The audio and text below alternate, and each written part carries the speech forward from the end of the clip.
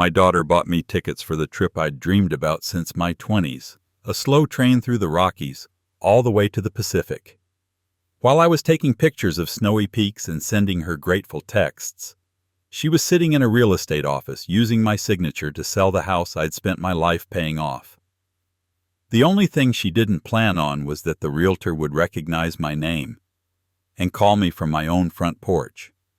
What would you do if you found out your own child was selling your home behind your back? If you want to know how I answered that question, read this to the end and then tell me if I went too far. I'm still not sure I see myself clearly anymore. My name is Richard Hayes. I'm 72 years old, a retired lineman from Colorado, a widower, and a grandfather. I spent 42 years climbing poles in every kind of weather so my daughter could grow up safe and warm in the little blue house on Sycamore Street. That house was where my wife Linda and I brought our newborn home, where we painted butterflies on nursery walls, where I held Linda's hand through chemo, and where I watched her leave this world from the bed we picked out together. I thought I would die in that house too one day. Turns out, someone else had a very different plan for it. It started, like betrayals often do, with something that looked like love. "Dad, you always talk about that train trip," my daughter Melissa said one Sunday afternoon, sitting at my kitchen table, pushing her salad around like she had something bigger on her mind than lunch. "Chicago to Seattle, the Rockies, the coastline, remember?" "Of course I remember," I said, rinsing coffee cups at the sink. "I've been talking about it since you were in braces." She smiled, that bright, quick smile she'd used to get out of trouble as a teenager. At 38, she still had it down to an art. "Well," she said, "what if I told you I've been doing some research? There's a senior package, train from Denver to Chicago, then all the way to Seattle, then a little tour up the coast. You deserve it, Dad. You've been sitting in this house alone for 3 years. Mom would kill me if she knew I let you rot in here."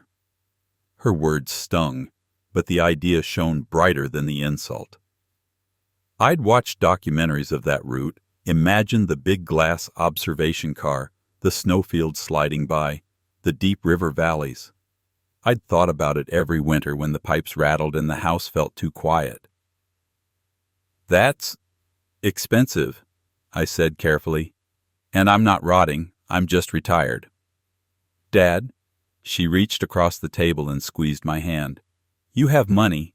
The house is paid off. Your pension, Social Security, the little IRA. You've lived frugal your whole life. When are you going to enjoy it?" I hesitated. 6 months earlier, at her urging, I'd signed a stack of documents in her living room. Durable power of attorney, medical directive, all the just-in-case something happens paperwork. Her husband Kyle had printed them from the computer, sliding each page in front of me with the practiced ease of an office manager. "This is just to make things easier if you're ever in the hospital again," he'd said, his voice smooth as a radio ad. "So Melissa doesn't have to fight through red tape to pay your bills." Linda used to handle the paperwork.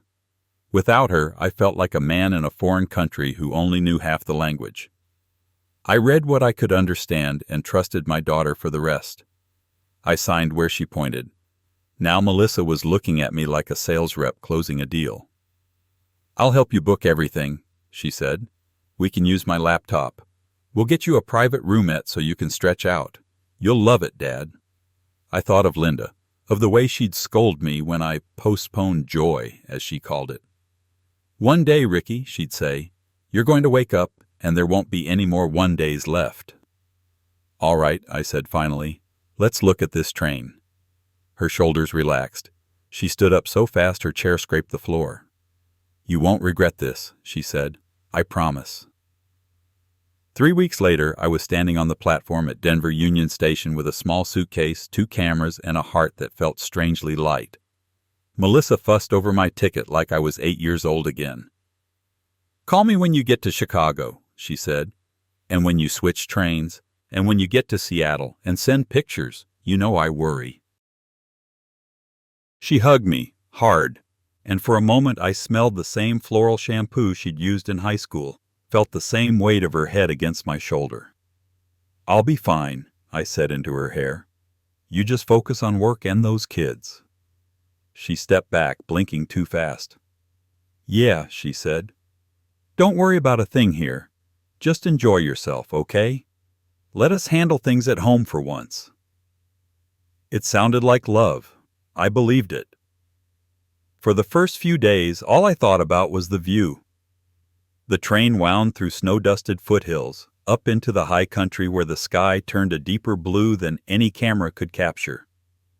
I'd sit in the observation car with a coffee, listening to the quiet murmur of other travelers. A retired teacher from Ohio, a young couple backpacking before law school, an old rancher heading to visit his brother in Spokane. At night, in my narrow bunk, the clack of the rails became a lullaby. For the first time since Linda died, I slept more than 4 hours without waking up to stare at the dark. In Chicago, I changed trains, bought myself a ridiculous deep dish pizza, and took a picture in front of the big silver bean thing everyone talks about. I texted it to Melissa. "Looks great, Dad," she wrote back. "So happy you're finally doing this." I smiled at the extra exclamation points. She had always over-punctuated when she was excited. The second leg of the trip, from Chicago to Seattle, felt like slipping into another world. Towns grew smaller, hills became mountains, rivers widened and roared. A conductor pointed out a bald eagle circling above a frozen lake. I pressed my forehead to the glass like a child. On the third afternoon, somewhere in Montana, my phone buzzed with a number I didn't recognize. Service on the train was spotty, but the signal was strong enough at that moment. I stepped out into the space between cars where it was quieter and answered. "Hello? Hi. Is this Richard Hayes?" A man's voice, professional, with a hint of something else I couldn't place. "Yes. This is Michael Turner with Sycamore Realty in Denver. I'm sorry to bother you while you're traveling, sir, but I wanted to confirm a couple of details before we finalize the listing photos for your property." The word listing did not make sense at first. Property floated free in my brain for a second before it found the only thing it could attach to. "My property?" I said slowly. "What property?" "Your residence," he replied. 1423 Sycamore Street. Your daughter Melissa said you were on a trip and had given her power of attorney to handle the sale." Cold air rushed in around me from the gap between the cars. I had to brace my hand against the steel to stay upright. "The sale of what?" I asked. Though I knew. "Your house, sir," he said. "The buyers are very eager. We've already got preliminary paperwork signed on your behalf. I'm just waiting on a couple of disclosures." Something in his tone shifted on those last words. A hesitation. "I did not authorize any sale," I said. I heard my own voice go flat, the way it had on storm calls when a line went down near a school, calm as a blade. "I signed no listing agreement. I gave my daughter permission to pay my bills while I was in the hospital last year. That's it." There was a long pause. In the distance, the train whistle blew, a long, mournful sound. "Mr. Hayes," the man said carefully, "how long have you known Melissa?" I almost laughed. "I've known her since she was 6 pounds, 11 ounces, I said. "Born at St. Joseph's Hospital on a Tuesday in May." He sucked in a breath. "Sir, I think we need to talk," he said, "and not over a bad cell connection." The line crackled. The signal dropped to 1 bar. I could hear him faintly. "Hold on," I said, moving closer to the window. "You said your name is Michael Turner?" "Yes, sir." "From Sycamore Realty?" "Yes." "Michael Turner from Jefferson High, class of 71, used to drive a rusted-out Chevy and throw a football like a rocket?" For a moment there was only static, then a sound like a broken laugh. "I'll be damned," he said. "Ricky Hayes?" "Nobody's called me Ricky in 40 years, I said. Now his voice dropped all pretense of salesmanship. "Ricky, your daughter is in my office twice a week pushing me to underprice your house for a quick sale," he said quietly. "She told me you've been getting confused, that you're ready to move into a nice place with more care, and you just want her to handle everything. She handed me a power of attorney and a listing agreement with your signature already on it." "I never signed any listing agreement," I repeated. My hand was shaking. I gripped the rail harder. "I know your handwriting," he said, "from lab reports and football rosters and passing notes in history. That signature didn't sit right with me." Then I saw Linda's name still on the deed, remembered the obituary, and realized the math didn't add up. So I pulled your number from the tax records and took a chance. The walls of the train seemed to tilt. Linda's voice came to me from another decade. "Trust, but verify," she'd say, when we hired contractors or sat with bank officers. Ricky. That power of attorney she gave me. Michael hesitated. "It gives her broad authority. She can sign contracts, access accounts, make decisions about your residence. It's perfectly legal on paper." "On paper?" I echoed. "But if you're telling me you never agreed to sell, then what she's doing is something else," he finished. I stared at the blur of pine trees outside, felt the rhythm of the train under my feet. "How far along is this sale?" I asked. "An investor LLC called Ridgeview Holdings has an accepted offer," he said. "Cash. 30 days to close. Well below market. Your daughter told me you just want to be done with the burden and do not care about squeezing every dime out of an old house." "My house is not a burden," I said. My voice came out hoarse. "I didn't think so," Michael said. "Not for you." My throat closed. For a long moment all I could hear was the track noise. "Who owns Ridgeview Holdings?" I asked. He gave a humorless chuckle. "That would be interesting to know, right? All I see is articles of incorporation. But if I had to guess, well, your son-in-law spends a lot of time at networking breakfasts with the guy who signs their checks." Kyle. I could see his hand on my shoulder the day I signed those papers. The reassuring smile.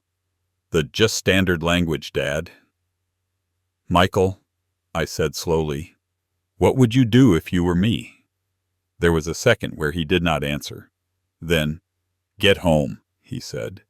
"And in the meantime, don't let her know you know." The call dropped. No service.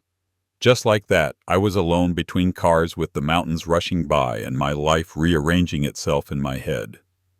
That was the moment I realized my daughter had not sent me on my dream trip at all. She had shipped me out of the way so she could erase me from the only home I had left. What would you have done in my place? Turn around and run home, or keep riding that train and plan something bigger? I did not sleep much that night. In my bunk, staring at the dark, I rewound everything Melissa had said and done in the past year. The gentle push to sign the power of attorney after my heart scare. The comments about how creepy it was for me to live alone in that old museum.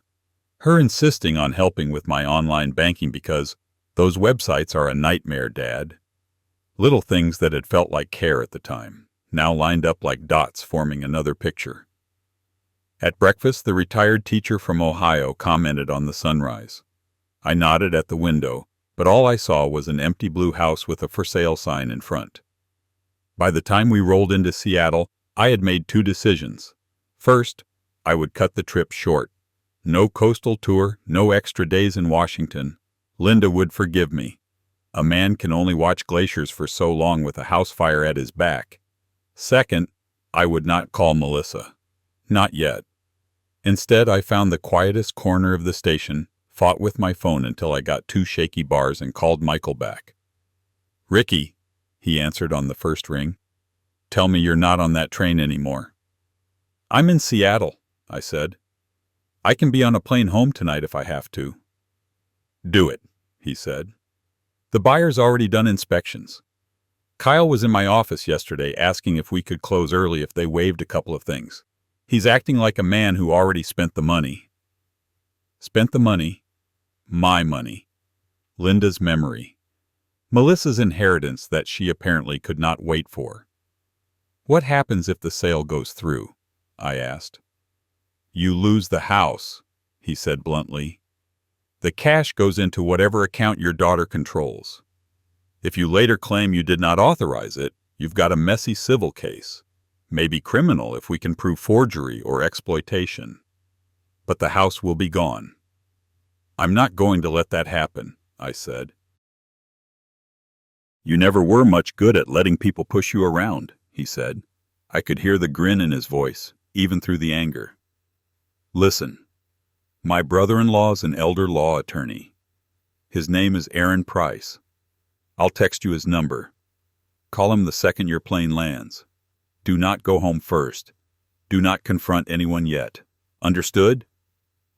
Understood, I said. On the flight back, my stomach clenched so tight I could barely finish the little packet of nuts. The young man in the window seat beside me watched movies on his tablet, laughing occasionally. I watched the map on the screen in front of me, the little plane inching its way back toward Denver, and thought about what it meant to be a father. I had changed Melissa's diapers, worked overtime so she could have braces and dance lessons, sold my old truck to help with her college tuition, co-signed the loan on their first house, been the emergency babysitter, the Christmas lights guy, the one who showed up with tools and an old man joke when something broke. I had been, I thought, a good father, and my good daughter was trying to sell my life out from under me. Denver's dry air hit me like a slap when I stepped out of the terminal. I took the shuttle to the long-term lot where my old Ford waited, started it with hands that remembered the motion even if my head felt like it belonged to someone else, and drove straight downtown. Aaron Price's office was on the 12th floor of an unremarkable glass building. The waiting room smelled like lemon cleaner and copy paper.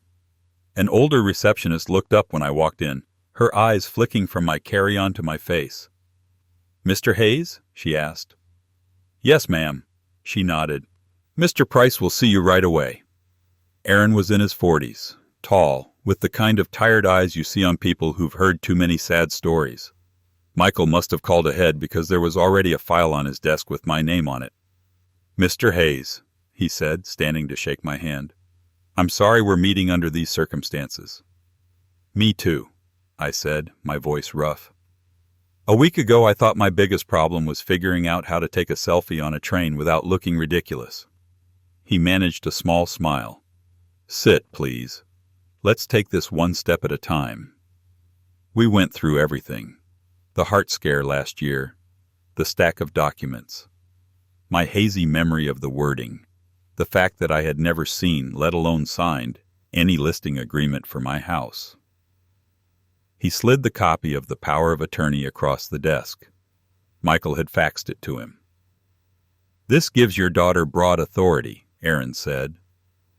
"But a power of attorney is not a blank check to act against your expressed wishes. It exists to help you, not replace you. If she's using it to sell your home without your knowledge or consent, that is abuse of authority, potentially criminal, depending on what we can prove about intent and misrepresentation." My head swam at the legal phrases. Intent, misrepresentation, abuse of authority. All I knew was that someone I loved had decided my house was more useful as a pile of cash than as the place where I lit a candle for her mother every night. "What can we do?" I asked. "We revoke this," he said, tapping the power of attorney. "Today, right now, we draft and sign a revocation notice, file it with the county clerk, and send formal notice to your daughter, her husband, Sycamore Realty, and the buyer. From that moment, she has no legal right to act in your name." "And the house?" He leaned back. "We put a hold on the title with a notice that the principal, the actual owner, disputes any sale authorized by the agent," he said. "It will scare the buyer and their lawyer. No one likes buying a lawsuit. That buys us time." Time. That was all I had ever really wanted since Linda died. More time with her. More time to fix whatever had gone wrong with Melissa before it rotted all the way through. "And after that?" I asked. "After that," he said slowly, It depends on how far you want to go. Michael arrived halfway through the meeting, his hair thinner than I remembered, but his grin the same. I always figured I'd see you again, he said, clapping my shoulder. Just didn't picture it in an elder law office. Life's funny, I said. It did not feel funny at all. Aaron spread out a copy of the purchase contract with Ridgeview Holdings. Your buyers are getting a hell of a deal, he said. This house was appraised last year at $480,000.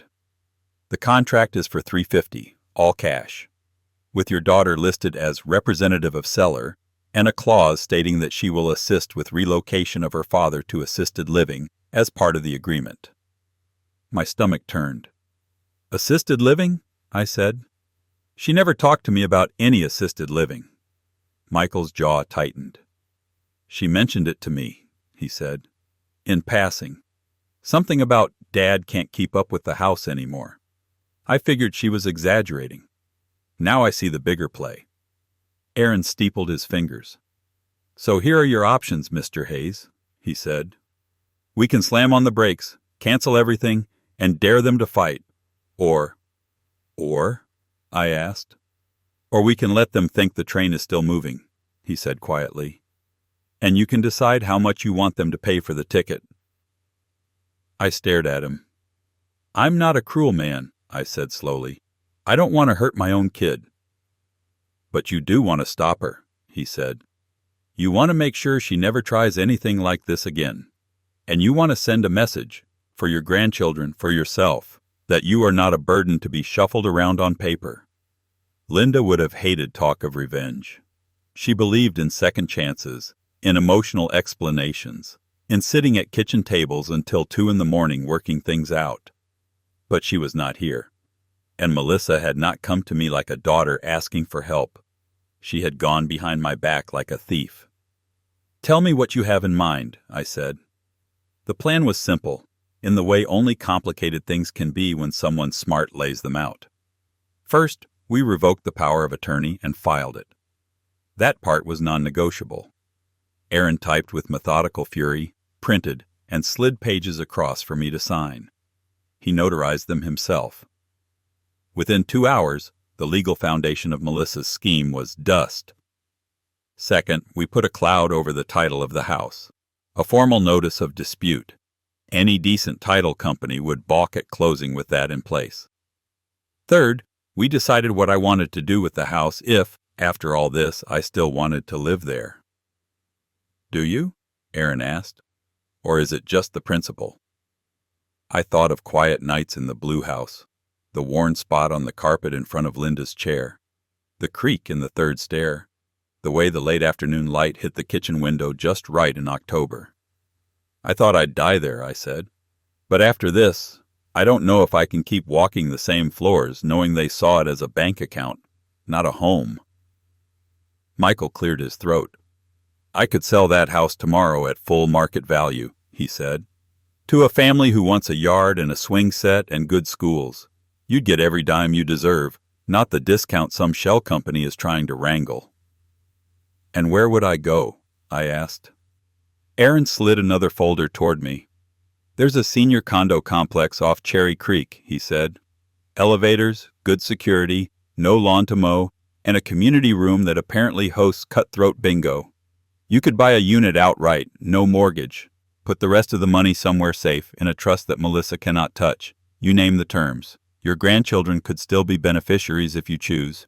Your daughter and her husband, well, that's up to you. I thought about it, really thought. The house was bricks and boards and memories. But Linda was not in the walls. She was in me. In the way I double-knotted my shoes. In the way I said grace before dinner. In the way my voice softened when my grandson Tyler talked about his science projects. Maybe, I realized, it was not the address I was fighting for. It was my right to decide what happened to it. I like the sound of cutthroat bingo, I said finally. Michael laughed. Aaron smiled for the first time. Good, Aaron said. Then here's what we do. We listed the house again, this time properly, at its real value, under my direct signature. Michael knew 3 families who had been waiting for something on Sycamore Street. One of them toured the house that same evening. The mother ran her hand along the banister like she was already seeing Christmas garlands. The father stood in my old workshop, nodding appreciatively at the pegboard. The kids argued over who'd get the bigger bedroom. I watched them from the porch while Michael walked them through. They did not know who I was yet. To them, I was just an old man in a lawn chair. It felt peaceful. Within 48 hours, we had a full-price offer from them. Contingent, of course, on clearing the title mess. "That gives us leverage," Aaron said. "You have a real buyer now, not just a sneaky one." Then we waited. 2 days later, my phone lit up with Melissa's ringtone. I let it go to voicemail. 10 minutes after that, Kyle called. Then Melissa again. Then a text. "Dad, where are you? Call me ASAP." I was sitting in Aaron's office when her number popped up the 4th time. He nodded at me. "Put it on speaker," he said. I did. "Dad?" Her voice was sharp, threaded with panic. "Why didn't you tell me you were back? I thought you were in Oregon." "Plans changed," I said. "I thought I'd surprise you." Aaron raised an eyebrow. I kept my tone neutral. "Well, you definitely surprised us," she said, a brittle laugh scraping at the edges. "I just got a very upsetting call from Mike Turner saying something about revoked power of attorney and title dispute. What did you do?" "What did I do?" I repeated. "Or, what did you do, Melissa?" There was a beat of silence. "Dad, this is not the time to get dramatic," she said quickly. "We're in the middle of a transaction. The buyers are furious. Kyle says their attorney is talking about breach of contract. Do you have any idea what kind of mess you're making?" Behind her, I heard Kyle's voice. "Tell him he has to reinstate it, or we're all screwed." "Dad," Melissa rushed on, "you signed that power of attorney because you trusted me. I am trying to help you. You cannot live in that house forever. It's too much. The stairs, the yard. We found you the perfect place, remember? Sunny Ridge? They have activities, nurses on site. I was going to take you to tour it next week. This sale pays for everything. You should be thanking us." I let the words wash over me. Perfect place. Activities, nurses on site. Hannah, my youngest granddaughter, had told me last month that her parents were looking at nice homes for Grandpa so he doesn't fall down. I'd laughed it off then. Now it sounded like part of a script. "Melissa," I said quietly, "did you tell the realtor I had dementia?"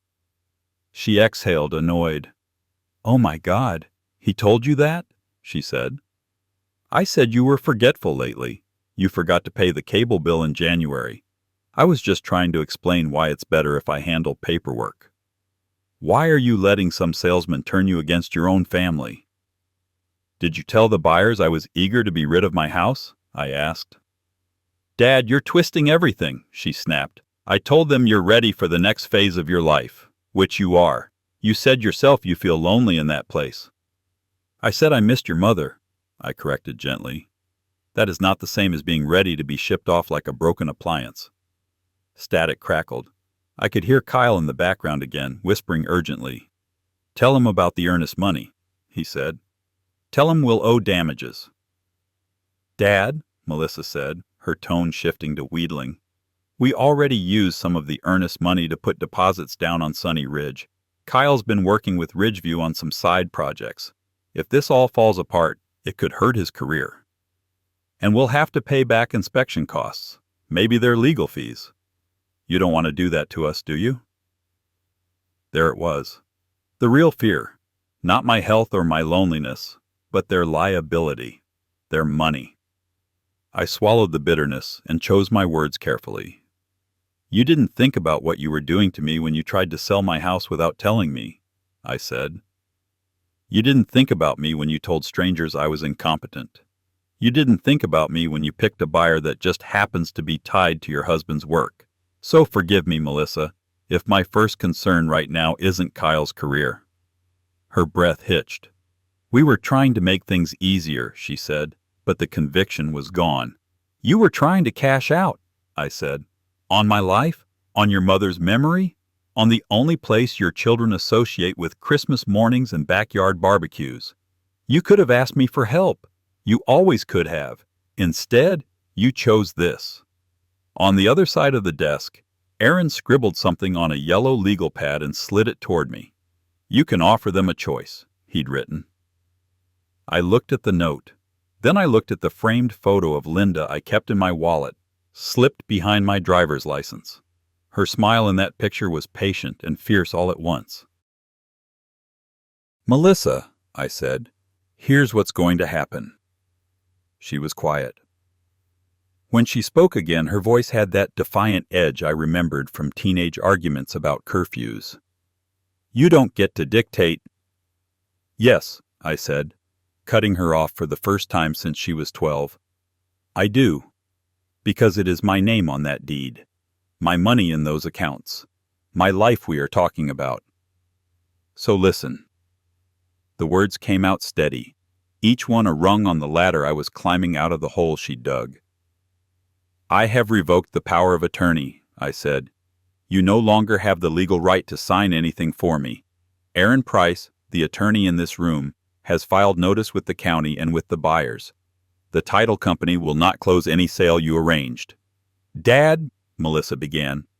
"I am selling the house," I continued, "to a different family, at full value, with me and only me as the seller. I am using part of that money to buy myself a condo where I can live independently. The rest is going into a trust that you will not control." The silence on the line was thick enough to touch. "You can't do that," she whispered. "I can," I said, "and I already have." Kyle's voice came faintly through the speaker, high and incredulous. "He can't just cut us out," he said. "There are laws. We're his family." Aaron raised an eyebrow and mouthed, "Oh, yes, he can." "You're still my daughter," I said. "I will always love you. But actions have consequences. I'm adjusting my will. You will not be inheriting the house because you could not wait for me to die before you tried to take it. The trust will provide for your children's education, and a portion will go to a scholarship in your mother's name. You and Kyle will get nothing you haven't earned yourselves." Melissa made a sound halfway between a sob and a growl. "You're choosing strangers over your own family," she said. "No," I said. "I'm choosing integrity over greed. I'm choosing to protect the little piece of dignity I have left."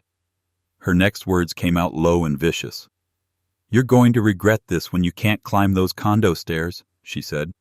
"When you're sick and alone. Don't call me then and expect me to come running." Every sentence was another nail in the coffin of the girl who used to dance in socked feet on my kitchen tiles. "I hope that day never comes," I said quietly.